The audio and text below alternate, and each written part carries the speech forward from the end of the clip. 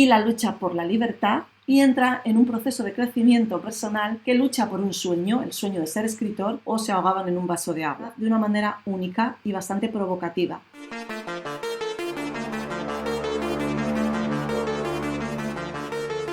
Estamos hablando de 12 libros clásicos que quiero leer en este año 2024, que he decidido que va a ser el año de los clásicos. Ojalá alcance a leerlos todos y de todas maneras en noviembre evaluaremos si los he leído o no. Si quieres saber cuáles son los 12 clásicos que voy a leer en este 2024, empezamos. Uno de los libros que quiero leer sí o sí este año 2024 es la novela Martin Eden, a ver si lo puedo poner con la de Jack London. Escuché de qué trataba y me pareció una novela muy apetecible. Es uno de los libros de Jack London más autobiográficos, cuales nos narra la historia de un hombre pobre, el cual ha trabajado en múltiples trabajos, desde fábricas, ayudante de oficios, vendedor, marinero, el cual acude a una invitación, a una comida o cena, a casa de unos burgueses, y allí descubre los libros, descubre la cultura, descubre otra manera de comportarse, otro tipo de relaciones, y entra en un proceso de crecimiento personal, en un proceso de autodescubrimiento y sobre todo en un proceso didáctico en el cual él mismo se pone a leer. Es por lo tanto un libro que nos habla del intento de escalar a nivel social, de hacerse a uno mismo, de la lucha por escalar, por aprender, y sobre todo es la biografía de una persona que se ha hecho a sí misma, que lucha por un sueño, el sueño de ser escritor, y también qué es lo que sucede, se decepcionará o será plenamente feliz. De todo ello nos habla este maravilloso clásico de Jack London. Jack London me parece un personaje muy interesante, ya que nació en San Francisco en 1836 y era hijo de un astrólogo y una espiritista, los cuales eran tremendamente pobres. Esta novela, escrita en 1909, critica también ampliamente el sueño americano y las esperanzas imposibles. Tengo que decir que Jack London, sus orígenes son muy similares, era pobre, terminó siendo millonario al final de sus días y un escritor de renombre reconocido y famoso, y es el autor de Colmillo Blanco. Creo que por esta obra nos sonará más quizá que por Martin Eden. Otro de los libros, el número 14, contamos el otro vídeo, es Viajes con Charlie de Steinbeck. No he leído nada de Steinbeck, es el autor de La Perla y también es el autor de la famosísima novela Las uvas de la ira. Pero más allá también escribió Al este del Edén, que tuvo una adaptación protagonizada por James Dean y que vi en mi adolescencia y que hablaba sobre la rebeldía de la juventud frente a un sistema opresor y unas normas establecidas rígidas y arcaicas. Creo que es un escritor maravilloso que retrata la época de la Gran Depresión en Estados Unidos y no he leído nada de él. Sin embargo, me apetecía leer algo más amable y no tengo este año programado leer ningún libro de viajes. Tengo que decir que los libros de viajes son unos libros que a mí me encantan. Me inauguré con El Hobbit y El Señor de los Anillos. Durante toda mi vida siempre intento leer un libro de viajes cada año. El libro es Viajes con Charlie y es bastante autobiográfico porque nos va a contar un viaje que él mismo hizo acompañado de su perro Charlie. Ya sabéis, me encantan los perretes, los animales. Tengo muchísimas ganas de disfrutar de este viaje acompañada de la prosa de Steinbeck. Esta novela se escribió en 1960, no es demasiado larga, creo que rondará por las 200 páginas. Creo que Steinbeck recorrió unos 16.000 kilómetros en una furgoneta acompañado de su perro y creo que cuando se publicó esta novela fue un número 1 en ventas en Estados Unidos. Otro de los maravillosos libros que quiero leer este año, quiero descubrir a Virginia Woolf con su libro Orlando. En esta novela vamos a seguir la vida de Orlando. La obra sigue la historia de Orlando, un joven aristócrata a través de más de 300 años, por lo que se ve es inmortal o muy longevo. Durante estos años va a experimentar transformaciones extraordinarias que abarcan incluso cambios de género. Creo que este libro es importante leer porque nos permite explorar la identidad, el amor y la evolución de la sociedad de una manera única y bastante provocativa. Virginia Woolf, con este libro, hizo una gran innovación literaria, desafiando las normas de su época. Creo que tiene una narrativa bastante experimental, que trasciende las barreras del tiempo y que ofrece una experiencia única y bastante emocionante. En este libro vamos a explorar la identidad personal, la cuestión del género, la autopercepción, y creo que es especialmente relevante en el contexto histórico en el que fue escrito, ya que se escribió en 1928, pero además creo que hoy día esta novela está de plena actualidad. Tengo que decir que tengo dos ediciones, esta edición en tapadura de Lupen, que es una lástima porque es preciosa, pero creo que fue traducida por Borges y creo que metió mano a la prosa y censuró a Virginia Woolf. Me gustaría leer primero este y luego darle una revisión a este para ver qué es lo que nos ha metido Borges de su propia cosecha.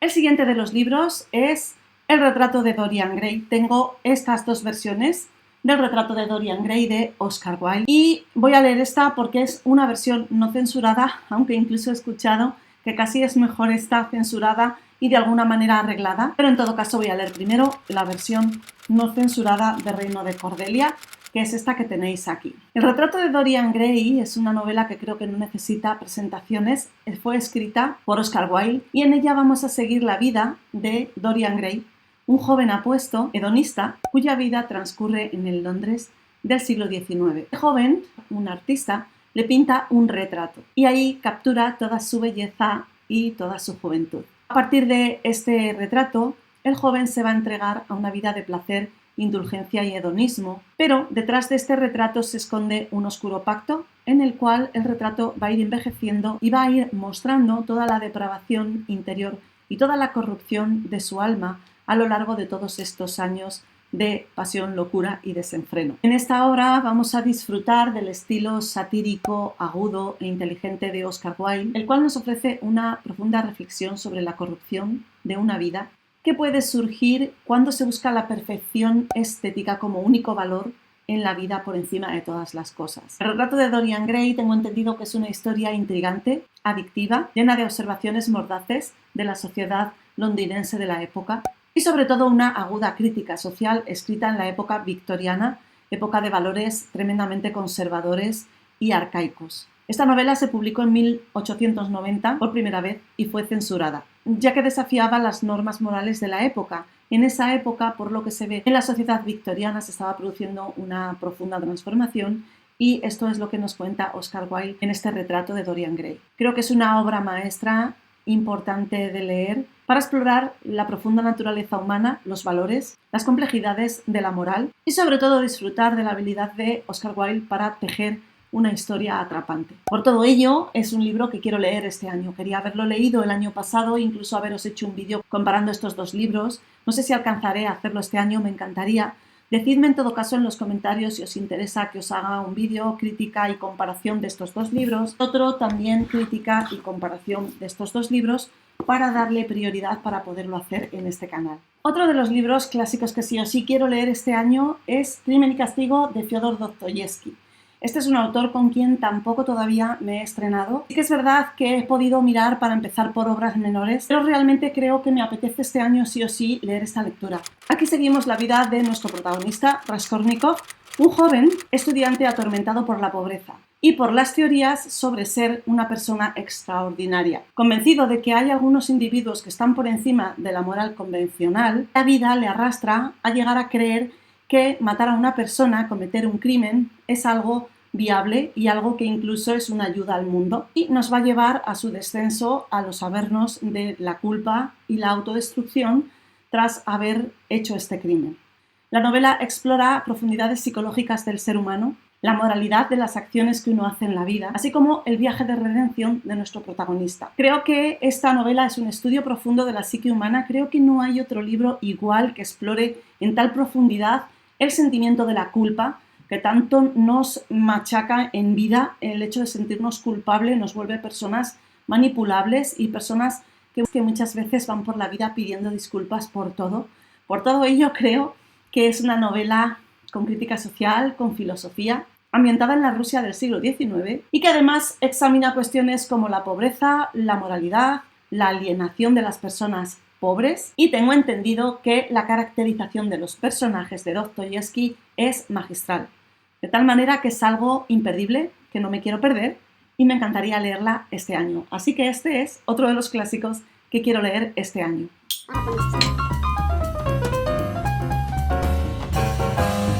Ya nos van quedando poquitos y el libro es Tess de los Underville de Thomas Hardy. Tess de los Underville sigue la vida de Tess Daverfield, una joven campesina cuya familia descubre que puede tener raíces aristocráticas y la mandan a servir a casa de un rico para ver si así la casan y pueden recuperar su estatus que hipotéticamente tenían en el pasado. Aquí Tess va a vivir bastantes desgracias, bastantes sufrimientos y penalidades puesto que es una mujer muy buena y bastante inocente que poco sabe de la vida y de los hombres. Narra la historia de una mujer caída y de la problemática de la época y lo durísimamente que eran juzgadas las mujeres en contraposición con la permisividad, sin embargo, que se tenía para con los hombres. Aborda temas como la injusticia social, la moralidad de la época y la lucha por la redención. Nos va a marcar cómo se veía la condición de la mujer en aquella época, va a hacer una profunda crítica de la moralidad de aquella época y de la alta sociedad. Creo que la obra, que ha sido recomendada por Varía de Cumbres Clásicas, es una obra que te deja bastante destrozado, que te deja bastante tirado por los suelos y que incluso se llega a llorar. Sin embargo, tengo muchas ganas de descubrirla, tanto al autor, del cual no he leído todavía nada que yo recuerde, y creo que voy a empezar por esta obra porque me parece un libro maravilloso y además este libro fue un estupendo regalo. La novela fue publicada en 1891 y refleja la transición de la época victoriana a la época moderna. Me gustaría organizar los libros de manera que este año haya una transición y toda la transición de la época victoriana a la época de después, por lo cual creo que esta novela me va a servir de transición y me va a venir muy bien. El siguiente de los libros, volvemos con un clásico español y nos vamos a ir con Requiem por un campesino español de Ramón J. Sender. No he hecho más que oír maravillas de esta pequeña novela y también quiero ponerme a leer cosas que sean de España, porque es importante también conocer un poco lo que se ha escrito en tu propio país. Nos narra la historia de un joven, Paco el del Molino, un campesino anónimo que se ve involucrado en un turbulento devenir de acontecimientos durante la época de la Guerra Civil Española. Esta novela, escrita por Ramón J. Sender, explora las consecuencias de las guerras, en definitiva, y creo que abarca más allá de algo que sucedió en España a consecuencias de las guerras a un nivel más amplio. Además, creo que es importante porque refleja la historia española de una época y recordar nos sirve para no repetir.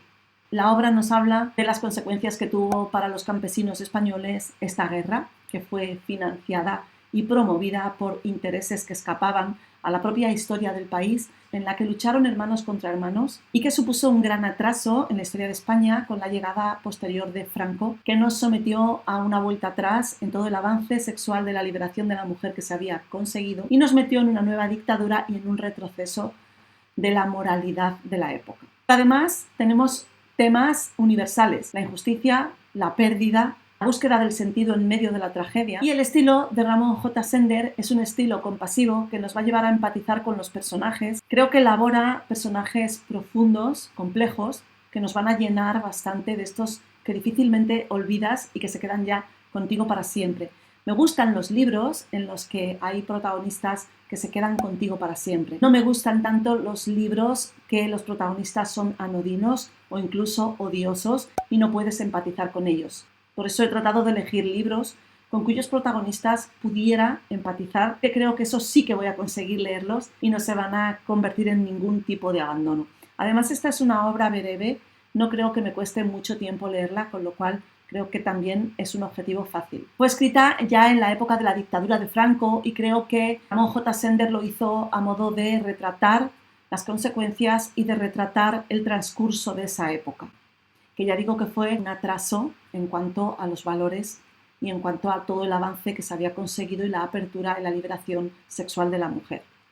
Otro de los libros que quiero leer sí o sí quiero seguir leyendo a Irene Nemirovsky. Leí el año pasado, no el anterior, leí la biografía de Chekhov, escrita por Irene Nemirovsky, y me cautivó su estilo. Sé que tiene otras novelas, como por ejemplo Suite Francesa, 2 y algunas otras. Sin embargo, he elegido Maestro de Almas. Irene Nemirovsky es una escritora que escribe con una implacable lucidez.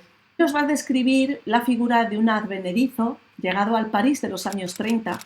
Ese París en el cual señores y señoras elegantes eran los dueños del mundo y tenían una corte de vividores, menesterosos y canallas, personas aprovechadas que trataban de vivir estirando de la fama y el prestigio y el dinero de toda esta burguesía. Nuestro protagonista, Darío Asfar, es un médico originario de Crimea. Llega a Niza acompañado de su mujer y un hijo recién nacido. Viene atormentado por numerosas deudas y lucha incansablemente para conseguir una clientela como médico.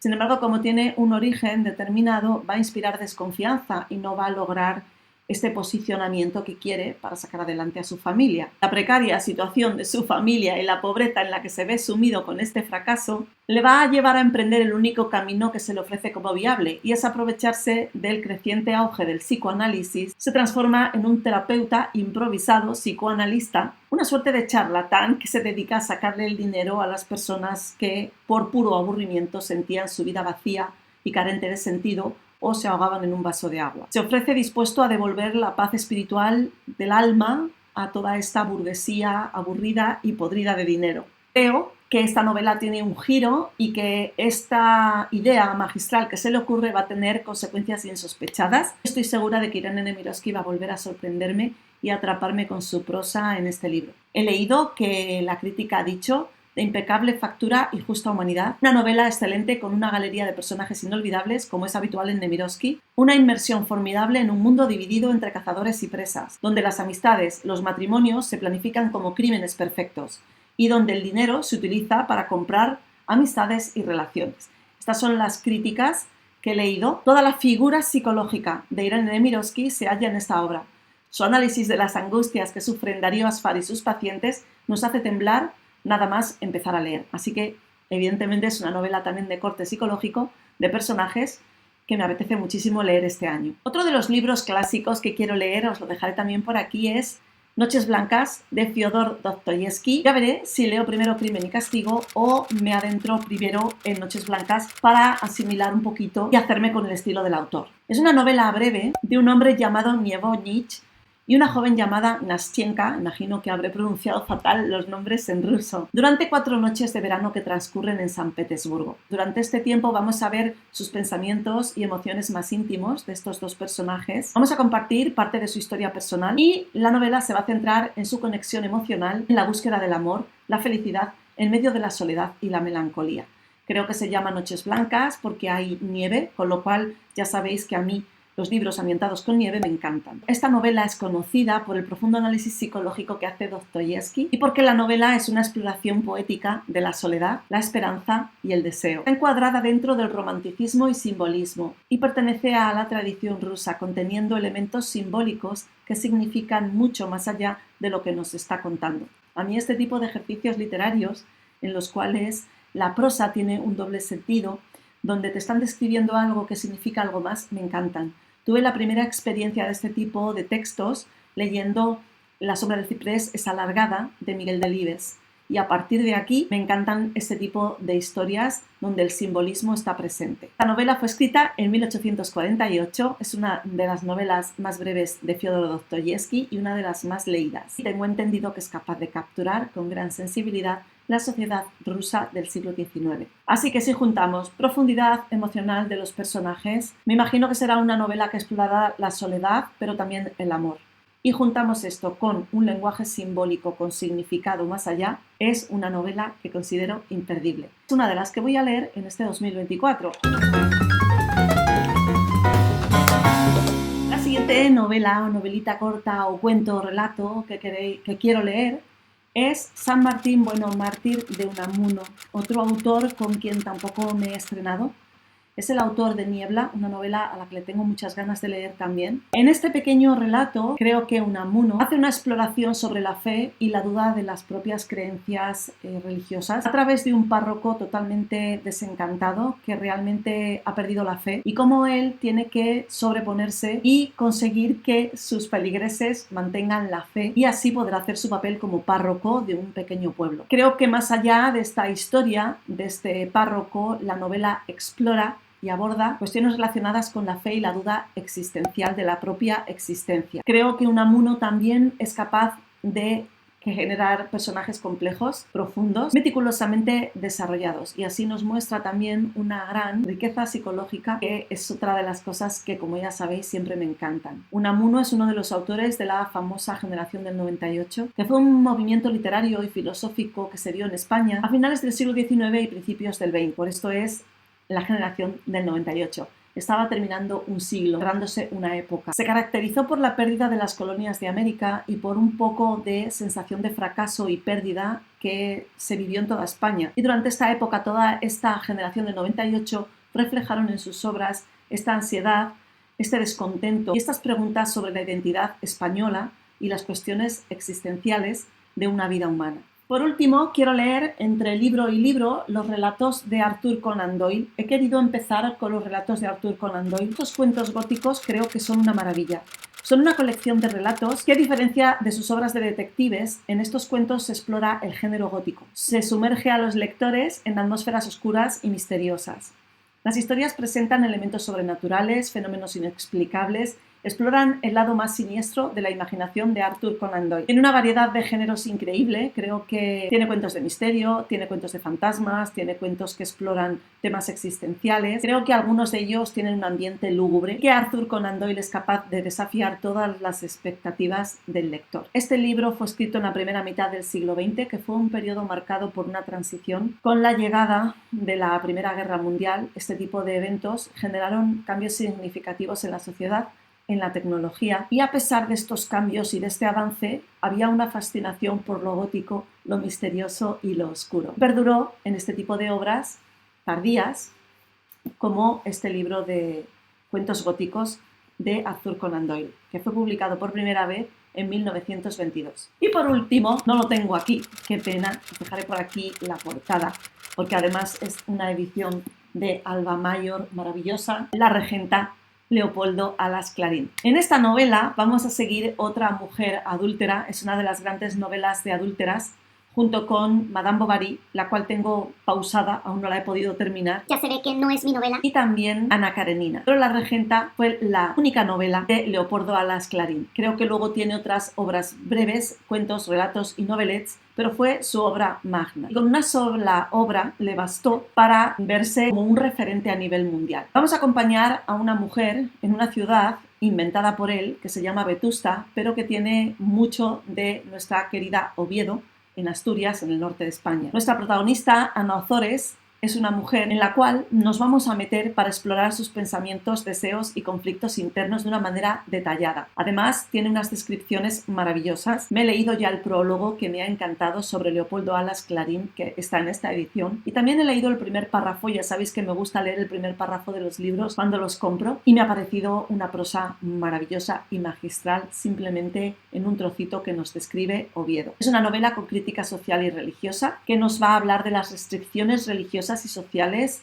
en la España del siglo XIX, destacando las tensiones entre la moralidad pública y la privada, así como la hipocresía frente a la sociedad, que sobre todo se daba en las pequeñas ciudades de capital de provincia, no tanto en las grandes ciudades Madrid y Barcelona, pero creo que también. Tiene un contexto histórico y habla de feminismo, puesto que es una historia que retrata la vida de las mujeres y sus problemáticas. Fue escrita entre 1884 y 1885 y es una de las muestras literarias que tenemos del realismo y el naturalismo de la novela española.